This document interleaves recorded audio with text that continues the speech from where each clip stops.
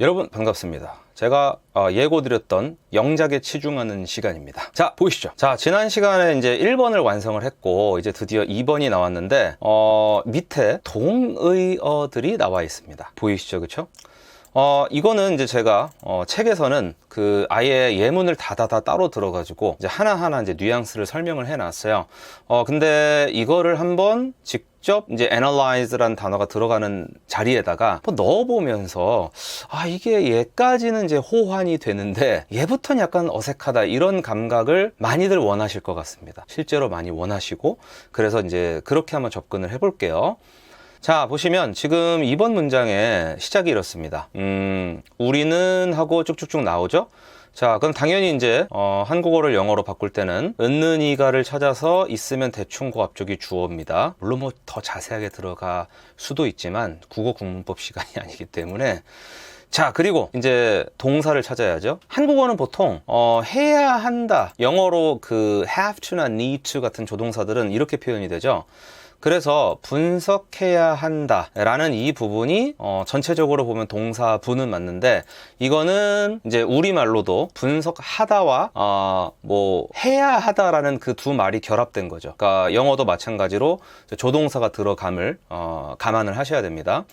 자, 그러면 이제 주어 자리에 이제 우리를 써볼게요. 당연히 얘가 들어가겠죠? 그 다음에는 이제 뭐뭐 해야 한다라는 한국어 어감에 뭐가 가깝냐? 근데 그냥 이렇게만 물어봐서 어떻게 답이 나오진 않습니다. 그래서 그 뉘앙스라는 거는 전체적으로 이 화자의 어조도 중요하고 전체적인 맥락도 중요하기 때문에 여러분이 영어를 쓰실 때 너무 겁내지 마시고 시중에 보면은 되게 겁주는 광고가 되게 많거든요. 그런 거에 자꾸 기죽으시면 안 돼요. 그래서 그 여기다가 여러분이 뭐 must를 쓰시든 아니면은 have to를 쓰시든 그 다음에 need to를 쓰시든 또는 사람에 따라서 should를 쓰시든 당장 맥락이 없어요. 여기 그쵸, 앞뒤 문장이 없고 그렇기 때문에 또 우리가 지금 그냥 뭐 그런 단계가 아니지 않습니까? 뉘앙스를 막 very slight difference를 distinguish 막 이런 단계 이거는 진짜 그 언어의 정복의 마지막 단계 하는 거고 연습할 때 괜히 그런 거에 쫄면 안 되고 그러면 분석하다라는 동사는 저번 시간에 우리가 했다시피 analyze가 있죠. 그럼 뒤에다 하나씩 붙여볼게요. 자, 이러면은 대략 우리는 분석해야 한다에 되게 가까워요. We must analyze and we have to analyze. We need to analyze and we should analyze. 이렇게. 자, 그리고 그 뒤에다가 이제 뭐부터 붙여야겠어요? 저번 시간에 제가 기가 막힌 한국어로도 중요한 말끼리는 붙어 다녀요 라고 하면서 동사 앞에 있는 얘가 중요하니까 같이 있겠지요 그랬잖아요. 이게요, 여러분이 되게 가벼운 얘기인 것 같지만 이거 언어학 심화에 나오는 얘기입니다. 제가 농담처럼 그냥 쓱 무기처럼 드린 건데 이렇게 보면은 영어로 얘가 요 뒤에 당연히 나와야 되는 게 맞아요. 그러니까 그 의미를 인식하는 단위가 요렇게 하기 때문에 보통 인간이 그래서 analyze 뒤에는 이유들을 예를 써보겠습니다. 자, 그러면 어떻게 될까요? 뭐 이유라는 단어는 아시겠지만 reason이라는 단어가 있고 이유들을 자, 그러면 reasons라고 복수로 써볼게요. 이렇게.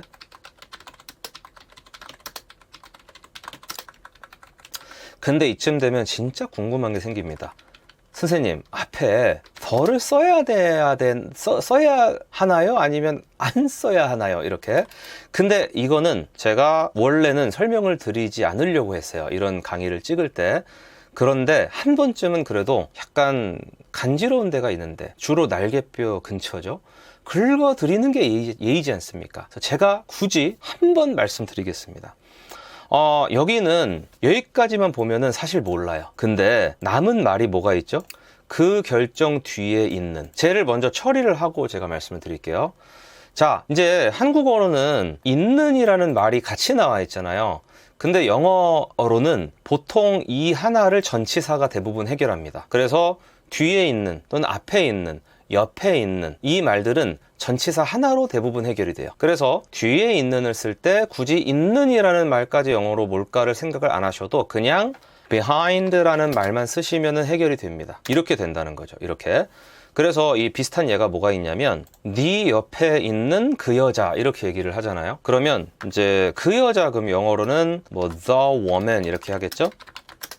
근데 너는 유저 이렇게. 근데 이제 여기다가 뭘 넣어야지 네 옆에 있는 그 여자가 될 거 아니에요. 근데 여기서 이제 헷갈리는 거죠. 있는 때문에. 근데 그렇게까지 안 가고 영어의 전치사들은 한국어의 그 기능까지를 포함하고 있다고 보시면 됩니다. 그러면은 그냥 옆에라는 전치사를 쓰면 돼요. 그래서 그냥 여기다가 이렇게 쓰면 끝나요. 그러면 이제 이게 한국말로 치면은 무슨 말이냐면은 내 옆의 그 여자가 됩니다. 네 옆의 그 여자란 말이가 네 옆에 있는 그 여자란 말이랑 같잖아요. 그쵸? 그래서 영어는 이 정도를 한 단어로, 물론 요거는 굳이 따지면 두 개가 결합된 거지만 처리할 수 있다. 그래서 뒤에 있는을 behind만 쓰시면 된다. 이렇게 말씀을 드렸고, 그 다음에 그 뒤에는 이제 그 결정이란 말을 쓰시면 됩니다. 그 결정이니까 the decision 이렇게 들어가면 되겠죠. 자, 이렇게. 자, 이러고 넘어가고 싶은데 여러분 지금 전부 다 그래서 이 앞에 더 들어가 안 들어가 지금 이거를 궁금해 계시잖아요. 제가 여기서는 진짜 스페셜로 말씀 한번 드리겠습니다. 기대하세요. 이게 영어에서 어나 뭐 언이나 더 같은 거 있죠. 이거를 우리가 관사라고 부르잖아요. 저 관이 그 모자 할 때 그 관자예요. 예, 그래서 그냥 이 앞에다 뭘 씌웠다라고 해서 그냥 관사 이렇게 한자어로 번역을 한 겁니다. 별 심오한 뜻 없어요. 어쨌든 이 어나 언이나 더 같은 애들이 쓰이는 원리는 뭐냐면, 일단은 어떤 것이 상대방과 내가 공통으로 알고 있는 것인가 아니면 그렇지 않은 것인가가 기준입니다. 자, 이렇게 말씀드리면 도저히 모르시겠죠. 그래서 제가 예를 한번 들어볼게요. 지금 잠깐 제 얼굴이 되게 크게 나왔어요. 당황하지 마시고 제가 지금 볼펜을 하나 보여드리겠습니다. 이렇게. 자, 그리고 안 보이시나 이렇게 볼펜. 자, 볼펜을 보여드리고 제 볼펜을 다시 숨겼어요. 자, 그리고 돌아왔습니다. 자, 이제 여러분께서 저한테 볼펜 좀 빌려주세요란 말씀을 하시는 거예요, 저한테. 자, 이때 여러분은 어떻게 할 수가 있냐면 그냥 제가 빌릴 수 있을까요로 할게요. 뭐 다 좋은데 그냥 되게 공손하게 가겠습니다. May I borrow 하고 여기다가 이제 펜을 쓸 겁니다. 한국어는 이제 이런 고민이 없잖아요. 근데 여기다 영어로 쓰실 때 여러분이 만약에 a pen이라고 하시잖아요. 그러면은 저 어는 원래 영어로 one 있죠. 하나. one이 변형된 겁니다. 예, 그래서 볼펜 하나 이런 말이야. 원래는. 그러니까 우리도 생각해 보면은 야, 혹시 너 볼펜 하나 있니? 이렇게 물어볼 때 어떤 의미인가요? 어떤 특정 볼펜이 아니죠. 그쵸? 그냥 볼펜에 해당하는 그런 필기구 아무거나 하나입니다. 그렇게 되면은 여러분이 저한테 저 말씀을 하시면은 아까 보여드렸던 얘 있죠? 이 볼펜을 굳이 얘기하는 거는 아닙니다. 아까 그 볼펜을 봐놓고 저한테 볼펜 하나 혹시 있으면 빌려주실 수 있을까요? 이렇게 얘기하는 사람보다는 당연히 아까 그 볼펜을 본 사람이면 그 볼펜 좀 빌릴 수 있어? 이렇게 얘기하겠죠. 즉, May I borrow the pen? 이라고 물어보시면은 여러분은 정확하게 지금 저한테 사실 요거 빌려달라고 하시는 겁니다. 요거. 네, 요거를 빌려달라고 하시는 거예요. 그러니까 이런 차이죠. 근데 이제 문제는 뭐냐면 이게 이렇게만 쉽게 구분이 되면 얼마나 좋겠어요. 자, 여기서는 그걸 되게 알기가 힘듭니다.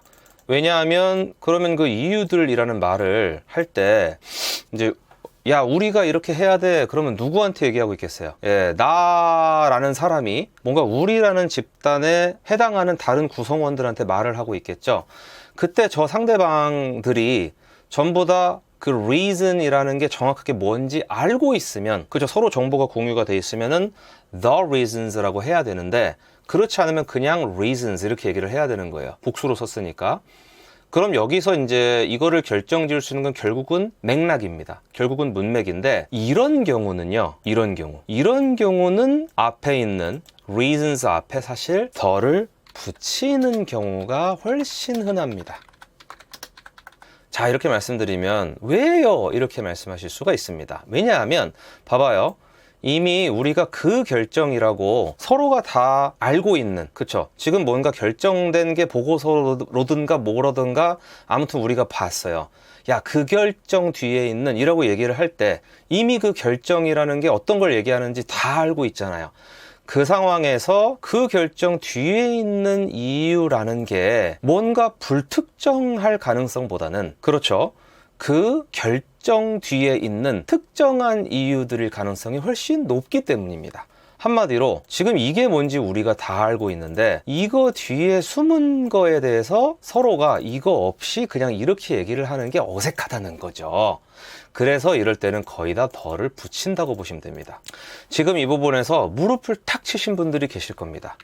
그런 분들은 제 계좌로, 농담이고요, 이 부분에서 무릎을 탁 치지 않으시고 모니터에 있는 제 뺨을 탁 치신 분들도 계실 거예요.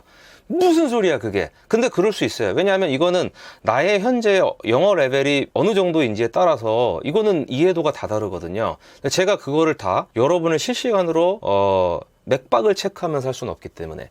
그래서 만약에 후자라면, 모니터에 있는 제 뺨을 때리신 분들이라면 그냥 이렇게만 단순하게 일단 아셔도 좋아요. 전치사가 뒤에 붙어 있어요, 이렇게. 그러고 앞에 뭐가 이렇게 엮였어. 그러면은 앞에 엮인 애 있죠, 엮인 애.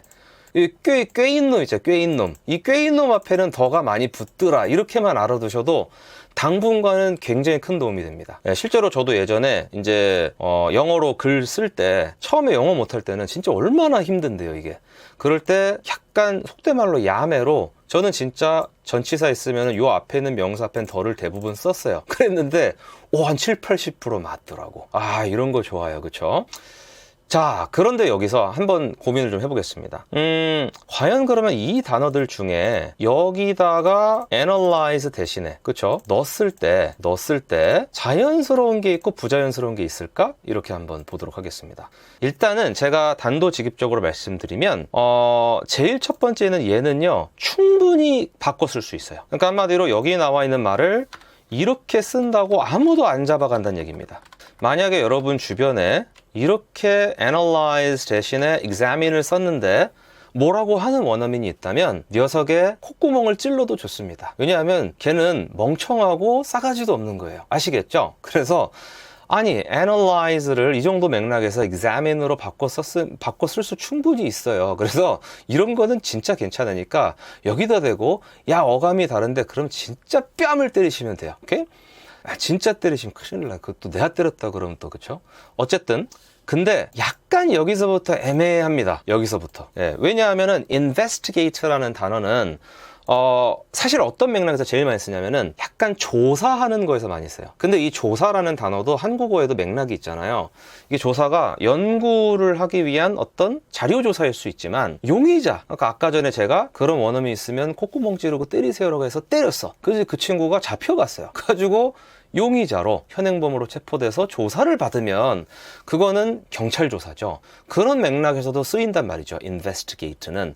그래서 investigate은 맥락적으로 큰 무리만 없으면 이 정도의 분석하다와 어느 정도 겹쳤을 수 있지만, 이 녀석들이 가지지 못한 또 다른 어떤 역할을 겸하기 때문에 무조건 싹 세 개가 다 호환된다 말하기는 어렵다. 이렇게 제가 결론을 짓도록 하겠습니다. 즉, 지금 이 정도 맥락에서 여기다가 investigate를 쓴다고, 그쵸? 편의상 요것만 가지고 할게요, 지금부터.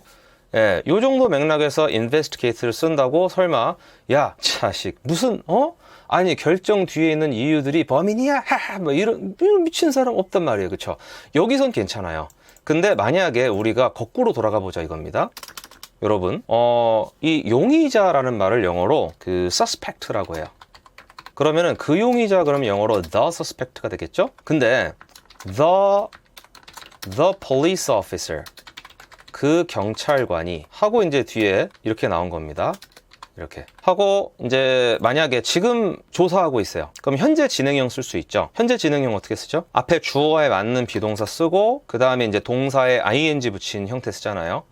그러면 이렇게 쓰겠죠. 이런 식으로 investigating. 이 맥락에서 저 investigate를 analyze나 또는 examine으로 바꿔 쓰기는 조금 많이 어렵습니다. 왜냐하면 이게요, 기본적으로 analyze나 examine 같은 말들은 자세히 검토하고 분석하다거든요. 근데 investigate에 그 뉘앙스도 포함이 되어 있다라는 거지, 이 맥락에서는 누가 봐도 경찰로서 조사하단데 저기다가 얘를 넣어서 만약에 문장을 이렇게 만들잖아요. 재미삼아 만들어 볼게. 재미삼아. 이제 만약에 원어민이 이 말을 들으면 이렇게 analyzing 이렇게 또는 examining 이렇게, 물론 경우에 따라서 이 말이 괜찮을 수도 있어요. 특정 상황에서는. 근데 대다수는 좀 웃겨요. 왜냐하면 analyze라는 말을 그대로 적용하면 그 용의자를요 막 이러고 있는 거야. 이렇게 MBTI는 자식 보니까 이거 INTP고 막 그쵸, 막 INFJ인데 막 얘 분명히 막 별자리는 물병자리 막 이거 하고 있는 게 analyzing이고, examining이라고 하면은 뭔가 거기서 조금 더 어떤 뜻이 있냐면은 뭔가 막 이렇게 얘 옷차림이나 이렇게 머리카락 생긴 것 같은 걸 이렇게 다 보면서, 그렇죠. 예, 이런 게 좀 examining에 가깝습니다. 그래서 아까 전에 이 맥락에서 analyze를 얘로 뭐 좀 바꿔 쓰는 정도는 괜찮지만 그 역으로는 성립하기가 현재 힘들다. 예, 그래서 이거는 좀 무리다. 예, 이거를 제가 말씀을 드렸습니다. 자, 그러면 지금 이렇게 3개 남았거든요. 예, 이렇게. 이 중에는 이제 남은 거 중에는 혹시 어울리는 게 뭐가 있을까? 사실은 이 중에 의외로 얘가 제일 잘 어울려요. 나머지는 조금 별로입니다. 기본적으로 이 inspect란 단어는 원래 어원이 어떻냐면요, 이 in이 그 안으로 라는 그 in 맞고요. 그 다음에 spec이라는 이 철자가 들어가면 대부분 보다란 뜻이에요. 오케이. 그래서 왜 우리가 보면은 spectator 이란 단어 있습니다. 이게 뭐냐면 관중이에요. 관중. 보는 사람들이에요. 말 그대로 보는 자들. 맞죠? 그쵸. 관중도 원래 한자로 그런 뜻이에요. 그래서 안으로 보다. 그러니까 이게 약간 뭐냐면 들여다보다가 되는 거죠. 근데 뭘 들여다보냐면 어떤 기계나 시설 따위를 들여다보다라는 뜻이 됩니다. 그래서 사실은 보통은 inspect는 이제 점검하다란 뜻으로 많이 번역이 되죠. 이해되셨죠? 그쵸? 리뷰는 생긴 것 자체가 마치, 그쵸? 야, 있잖아. 다시 보기. 아시겠죠? 그쵸? 그러니까 이거는 검토하다. 이거예요. 그래서 review를 써도 무리는 없어요. 예, we must review the reasons. 이렇게. 근데 이제 그렇게 되면은 뭔가 아까 한번 봤는데 한 번 더 본다는 느낌에 가깝고, 그냥 말 그대로 이렇게 분석하고 자세히 보고 면밀히 검토한다는 말과 어울리는 애는 남은 거 중에는 얘입니다. 그래서 지금 이런 맥락에서는 얘네 정도는 동의어로 충분히 취급할 수 있다. 네, 이렇게 받아들이시면 되겠습니다. 오케이, 좋아요. 자, 많은 분들이 속 시원해 하시는 그 표정이 제 눈에 보였어요. 자, 그러면 자, 이걸 한번 해보겠습니다. 3번. 심리학자는 환자의 행동을 분석했다. 이렇게 나와 있어요. 자, 마찬가지로 은는이가 쪽 찾아보시고 바로 앞에 있는 얘가 주어져. 그 다음에 분석했다 나왔어요. 자, 2개 먼저 해봅시다. 자, 심리학자란 말 기억나세요? 예, 여러분, 싸이, 그쵸? 이렇게만 쓰시면 안 되고, psychologist입니다. 이제 이게 심리학자인데, 이게 아마 원문에 더가 있었을 거예요. 그래서 뭐 여기서는 뭐 굳이, 붙이나 안 붙이나 뭐 어로 쓰나 더로 쓰나 상관없지만, 그냥 원문과 대조하기 좀 편하시기 위해서 제가 더로 그냥 하고요. 그래서 the psychologist 하고 뒤에다가 분석했다를 써보겠습니다.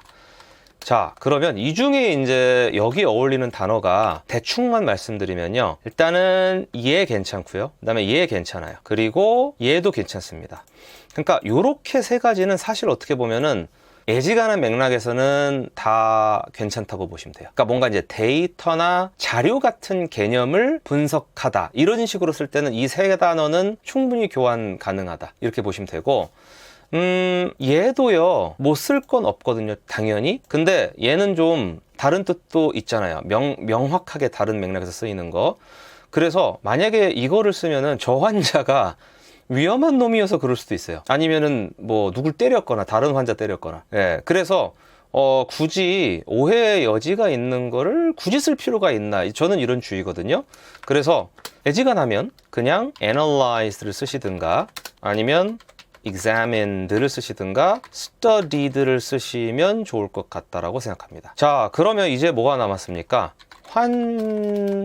환자의 행동을 이렇게 남았죠. 자, 그럼 얘를 한번 넣어볼 텐데, 환자의 행동에서 먼저 아셔야 될 단어가 2가지가 당연히 있겠죠. 환자는 patient입니다.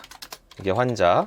참고로 이 단어도요, 원래 여러분 아시겠지만 이게 형용사로 쓰면 인내심 있는, 참을성 있는 이런 말로도 쓰이거든요. 그래서 명사로는 환자고, 그다음에 형용사로는 인내심 있는, 참을성 있는인데, 저거 실제 어원이 뭐냐면 인내심 있고 참을성 있는 사람이에요. 대부분 환자들은 아프잖아요, 그쵸? 그래서 아픔을 참는 그런 거에서 좀 뜻이 확장돼서 환자란 뜻이 됐대요. 허무하죠? 진짜 그거라고 해요. 그 다음에 행동이란 단어는 behavior이라는 말이 있죠. 행동, 이렇게. 그래서 많은 분들이 여기서 액션은요? 이렇게 질문 많이 하시는데, 두 가지를 구분짓는 가장 큰 특징은 제 생각에는 액션은 일회성이어도 괜찮고, 그 다음에 그냥 내 의지와 관련 없이, 아니면은 뭐 의도를 가졌든 또는 의도를 갖지 않든 그냥 뭔가 내 몸으로 하는 모든 걸 액션이라고 한다면, behavior이라는 것은 나의 어떤 기질에 의해서 또는 내가 어떤 의도를 가지고 행하고 다른 사람들에게 보여지는 것을 뜻하는 것 같아요.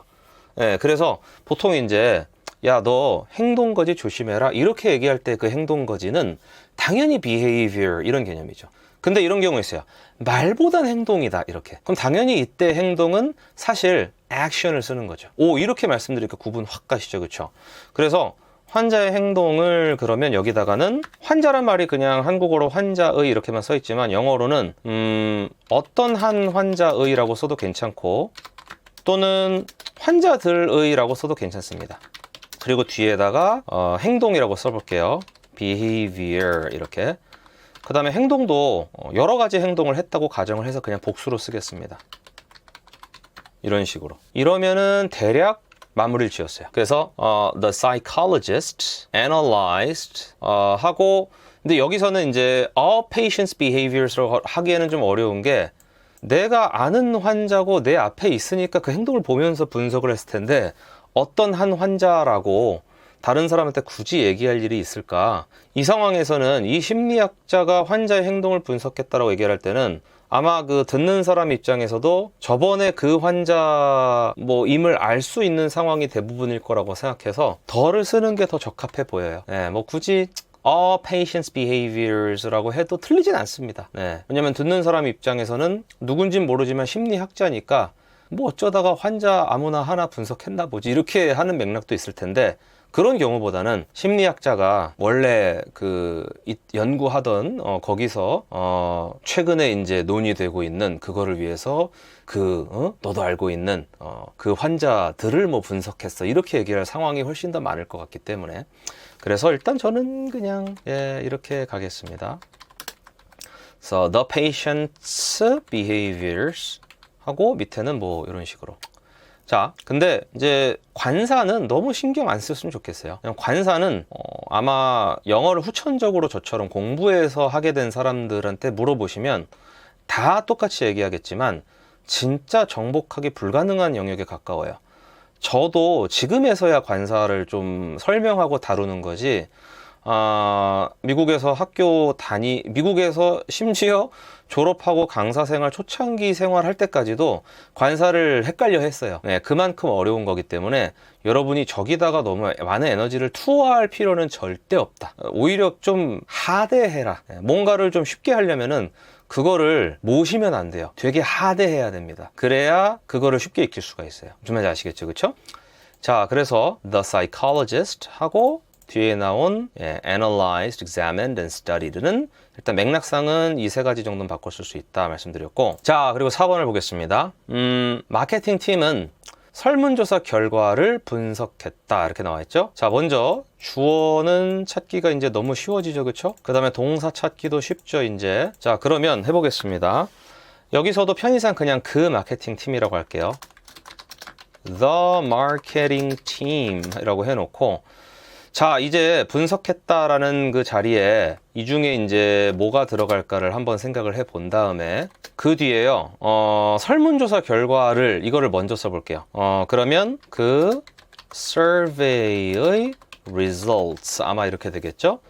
자, 그러면 이제 얘네를 전부 다 과거형으로 바꿨을 때 얼마만큼 말이 되고 얼마만큼은 안 될까? 자, 본 질문에 대해서 아마 여러분 이제는 조금 감이 오실 것 같아요. 어떤 데이터나 자료 같은 거를 분석하다라는 맥락에서는 뭐랑 뭐까지는 거의 상호 호환이 가능하다고 그랬어요. 바로 얘랑 얘랑 얘 이렇게. 그래서 여기는 이 세 단어를 넣어보면 셋 다 괜찮습니다. So the marketing team analyzed the survey's results. 괜찮고요. The marketing team examined the survey's results도 괜찮고 The marketing team studied the survey's results도 괜찮습니다. 그 다음에 이 세 가지가 뜻하는 바와 뉘앙스는 조금 다르지만 마찬가지로 여기서 맥락적으로 어울리는 애는 당연히 얘가 있어요. 왜냐하면은 검토하다란 말은 사실은 한번 본 거를 다시 보는 거기 때문에 뭐 어떻게 보면은 분석하다와 굉장히 공통분모가 있거든요. 그래서 이 셋만큼 직관적으로 확 상호 호환은 아니더라도 나름의 좀 공통분모가 많이 있는 애는 얘죠. So the marketing team reviewed the survey's results 까지는 괜찮다 이렇게 보시면 되겠습니다.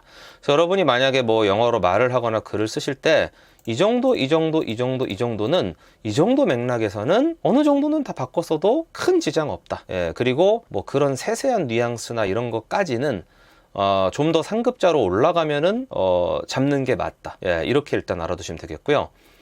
얘네들이 조금 고민이에요, 저는요. 왜냐하면 investigated 이렇게 쓰면은 물론 말이 안 되진 않는데 investigate이 갖고 있는 그 또 다른 하나의 뜻 때문에 여기다가 굳이 얘를 왜 써야 되는지는 잘 모르겠어요. 그래서 굳이 어감도 이거만큼 자연스럽지 않으면 얘는 안 쓰는 게 나을 것 같고 인스펙트는 확실히 아까 아셨죠, 그쵸? 예, 기계 같은 거 이게 뚜껑 열고 들여다보는 그런 거거든요. 안으로 보다 이렇게. 그래서 얘가 점검하다니까 조사 결과에는 안 맞죠. 그래서 저는 이 세 가지를 일단 탑3 초이스로 말씀을 드리겠습니다. 오케이, 자 좋습니다. 이제 오늘의 마지막 5번을 볼게요. 자, 공학자는 다리의 구조 안정성을 분석했다라고 나와 있는데 먼저 여기서 멘붕이 올까봐 제가 단어 정리 한번 하고 넘어갈게요.